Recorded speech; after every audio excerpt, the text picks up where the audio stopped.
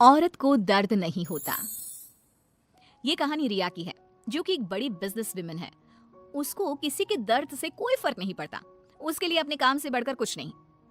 ये क्या बना रखा है? ये खिलाओगे तुम उनको? माफ करना छोटी मालकिन, मैं फिर से बना देता हूँ। अरे क्या हुआ बहू, क्यों चिल्ला रही हो इन पर इतनी सुबह सुबह? अब क्या कर दिया इन्होंने? मम्मी जी, अभी दोपहर को मेरे बहुत ही इंपॉर्टेंट गेस्ट आने वाले हैं और इनका खाना ऐसा है बेस्वाद। अगर ये खाएंगे तो क्या सोचेंगे? इनको अभी के अभी नौकरी से निकाल दो। मुझे ऐसे लोग काम पर नहीं चाहिए जिनको ठीक से काम करना नहीं आता। अरे लेकिन बहू, ये बहुत सालों से हमारे लिए काम कर रहे हैं, ऐसा कैसे निकाल दे? हाँ मेम साहब, मुझे नौकरी से मत निकालिए। मैं अच्छे से काम करूंगा, आपको शिकायत का कोई मौका नहीं दूंगा। मैंने एक बार जो बोल दिया सो बोल दिया। जल्दी से कोई नया शेफ ढूंढ कर लाओ। अगले दिन ऑफिस में, ये सब क्या है? अभी तक ये काम पूरा क्यों नहीं हुआ है? मैम, वो क्या? किसको दिया था मैंने ये काम? उसको अभी मेरे सामने बुलाकर लाओ। जी मैम। मैम, वो सर्वर में थोड़ी दिक्कत आ गई थी। किसके? तुम्हारे या कंप्यूटर के? वो मैम, बात यह है कि जितना वक्त तुम आज मुझे समझाने में जाया कर रहे हो ना, उतना वक्त अगर तुमने कल इस काम को करने में किया होता तो आज ये पूरा हो जाता। तुम्हें नौकरी से निकाला जाता है।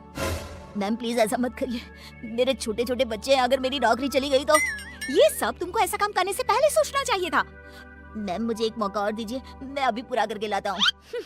ये जो मौका था, यही तुम्हारा आखिरी मौका था जो तुमने गंवा दिया। मैं और कुछ नहीं सुनना चाहती। मेरी कंपनी में तुम जैसे कामचोरों के लिए कोई जगह नहीं है। तुम्हें इस नौकरी से निकाला जा रहा है। शाम को घर पर, मैंने सुना आज तुमने फिर किसी को नौकरी से निकाल दिया। अरे हमारी पॉलिसी है ना, हमारी कंपनी लोगों के इमोशंस का भी ध्यान रखती है। इमोशन कुछ नहीं होता। कमजोर होते हैं वो लोग जो ऐसे काम करते हैं।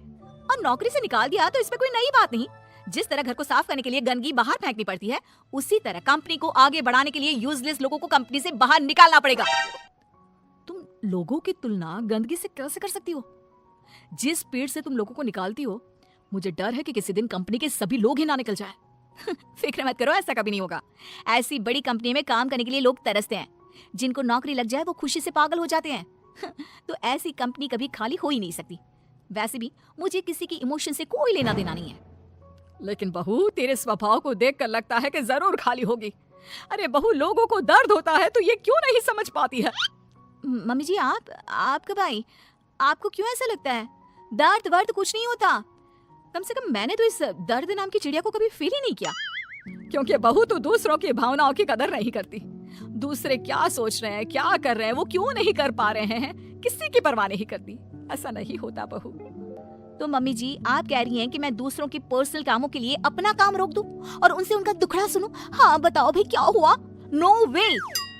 नहीं बेटा, मेरा मतलब ये है कि तू बस एक गलती होने पर लोगों को काम से निकाल देती है। ये भी नहीं सोचती कि अगर उसे काम से निकाल दिया तो उसका घर कैसे चलेगा, वो अपने बच्चों की फीस कैसे भरेगा। मम्मी जी, आपका मतलब है वो कितनी भी गलती करे मैं उनको माफ कर दूं और वापस ले आऊं? मम्मी जी, अगर मुझे ऐसा ही करना होता तो मैं कंपनी नहीं खोलती, कोई धर्मशाला खोलती, ताकि जिसका जब मन करे आए और जब मन करे जाए। माँ का वो मतलब नहीं है। माँ बस इतना बोल रही है कि अगर वो गलती करते हैं तो उनको डांट लिया करो, समझा दिया करो। लेकिन नौकरी से निकालना बहुत ज्यादा नहीं हो गया? मम्मी जी, आपको भले ही ऐसा लगता हो, लेकिन मैं इतनी बड़ी कंपनी ऐसे ही नहीं चला रही हूँ। ऐसे बहुत देखे मैंने और मैं ये अच्छी तरह जानती हूँ कि ये कैसे सुधरेंगे। इसलिए आप चिंता मत कीजिए और आप प्लीज मेरे कामों में दखल मत दीजिए। मुझे अच्छी तरह पता है कि मैं क्या कर रही हूँ। एक दिन अचानक से रिया की बेटी की तबीयत बहुत खराब हो जाती है और रिया कंपनी की जरूरी मीटिंग छोड़ देती है। बहू, तू यहाँ क्या कर रही है?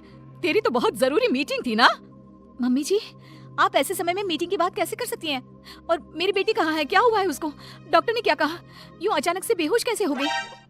उसका बीपी लो हो गया था, जिसकी वजह से वो चक्कर खाकर गिर पड़ी और उसको थोड़ा बुखार भी है।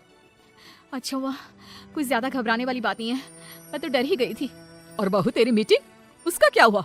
तुझे तो भारी नुकसान हो गया होगा। होने दीजिए मम्मी जी, मेरे लिए इस वक्त मेरी बेटी से बढ़कर कुछ भी नहीं है। ऐसी मीटिंग्स तो फिर आती रहेंगी।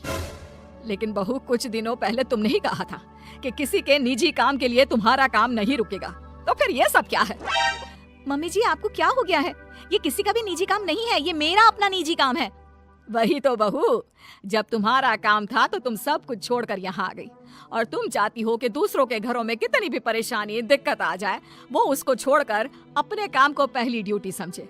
लेकिन वही चीज अगर तुम्हारे साथ हो तो तुम अपनी पहली जिम्मेदारी अपने परिवार की तरफ समझती हो, उसके बाद तुम्हारा काम। ये कैसी नाइंसाफी है? उनके साथ तुम करो तो ठीक और वो करे तो गलत। आप सही कह रही हैं मम्मी जी, मैंने ये बात कभी समझी ही नहीं। अब तो समझ गई ना? अब से उनके साथ कुछ ऐसा मत करना, उनकी भी परेशानी समझने की कोशिश करना।